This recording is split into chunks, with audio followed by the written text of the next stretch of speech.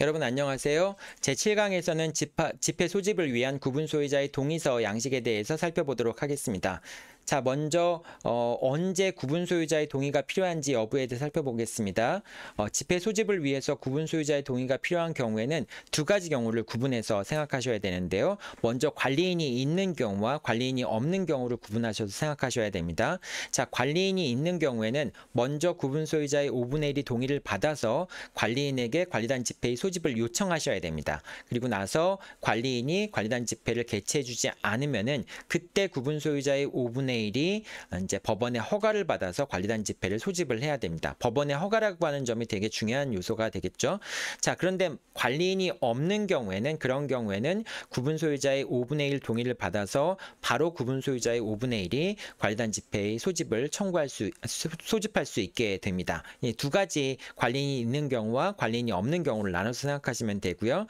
자, 구분 소유자의 5분의 1의 동의를 얻어야 된다라고 했을 경우에 그때 의결권은 중요하지 않습니다. 그래서 의결권의 크기와 상관없이 전체 구분 소유자의 5분의 1이 동의를 하게 되면은 관리단 지폐의 소집을 요청할 수 있다라고 하는 점도 기억해 두시기 바라고요.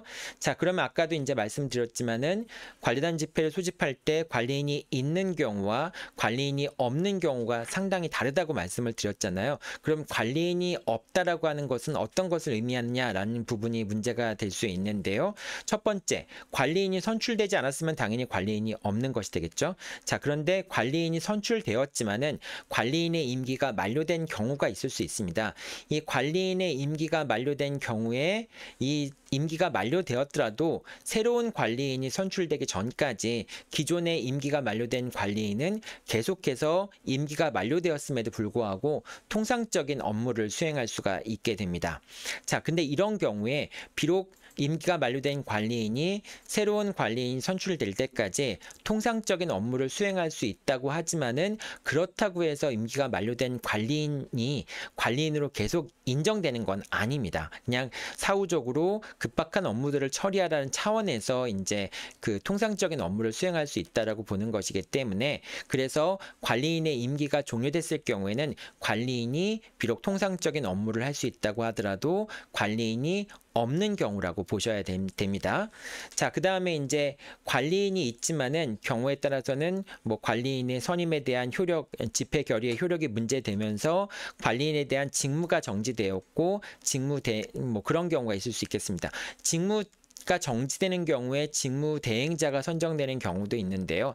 직무 대행자가 선정된다면은 그 직무 대행자가 관리단 집회를 개최를 하면 되는데 직무 대행자를 선임하지 않은 경우에는 관리인이 없는 경우라고 볼 수 있으니까 이 경우에는 법원의 허가 없이 구분 소유자의 5분의 1이 관리단 집회를 개최할 수 있다라고 보시면 되고요. 그 밖에 관리인이 있지만은 관리인이 직무를 수행할 수 없는 경우에 그런 경우에 구분 소유자의 5분의 1이 이제 동의를 해서 관리단 집회를 개최할 수 있다라고 생각하시면 되겠습니다. 자, 그러면 어떤 절차를 통해서 이제 구분 소유자들의 동의를 받아야 되느냐 여부가 문제가 될 수 있는데요. 이 양식들을 한번 좀 보시면은 먼저 구분 소유자들한테 이런 동의서를 발송을 해야 되겠죠. 이런 양식에 따라서 동의해달라라고 동의서를 발송을 해 주셔야 되는데 중요한 거는 이쪽 뒷부분입니다. 이제 동의서 양식들이 이렇게 해서 여기다가 이제 구분 소유자분들이 동의서를 보내면 되는데 그 전에 여러분들이 이제 그 관리단 집회를 준비하시는 분들은 왜 관리단 집회를 소집해야 되는가, 그 다음에 왜 구분 소유자들의 동의를 받으려고 하는가라는 부분에 대해서 상세하게 구분 소유자분들한테 설명해 주시는 절차를 갖는 것이 중요하겠죠. 그래서 이 부분에 대해서는 어떤 경과를 통해서 이렇게 이제 관리단 집회를 소집하는 동의를 받게 되었는지 이런 부분들을 앞에 부분에서 자세히 설명드릴 필요가 있습니다. 다른 구분 소유자들은 왜 집회를 소집하는지, 집회를 소집하는 분들이 어떤 목적으로 하는지 이런 걸 잘 모르실 수도 있잖아요. 이제 그렇게 되면은 동의를 안 해주시는 경우도 있을 수 있기 때문에 관리단 집회를 준비하시는 분들은 좀 자세하게 친절하게 왜 관리단 집회를 준비하게 되었는지 이런 부분에 대한 설명들을 해주시는 게 좋고요.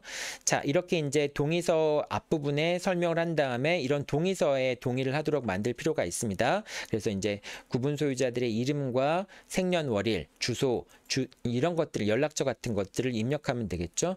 여기다 이제 주민등록번호 같은 건 이제 기재하지 않도록 하시는 게 좋겠죠. 주민등록번호 같은 경우에는 개인정보의 중요한 정보이기 때문에 오히려 이 정보를 관리하는 사람들한테 더 엄격한 법적 책임이 있을 수 있습니다. 그러니까 가능하면은 뭐 이제 생년월일 정도만 기재를 하고 주민등록번호는 기재 안 하는 게 좋고요. 그 다음에 동의를 할 때도 구분 소유자들한테 이러이러한 안건으로 관리단 집회를 개최하려고 한다라고 하는 안건을 포함시켜서 이제 구분 소유자들의 동의를 받을 필요가 있다라고 생각하시면 됩니다.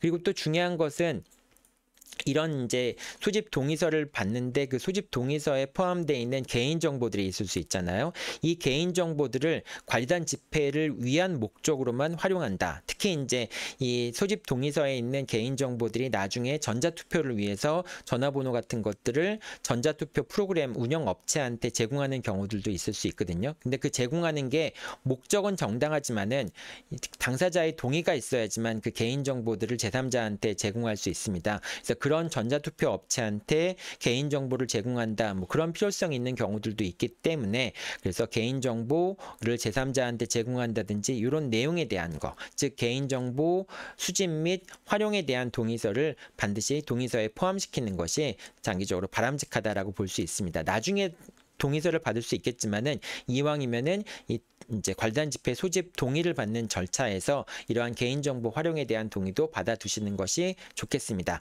자, 이렇게 이제 그 관리단 집회의 소집을 위한 동의서를 받은 다음에 이런 동의서를 취합해서 이제 지난 시간에 보셨듯이 이렇게 소집 청구권자 명단을 만드시면 되겠습니다. 자, 7강에서는 구분 소유자들의 동의를 어떤 방식으로 받는지 부분에 대해서 살펴보았습니다. 네, 수고하셨습니다.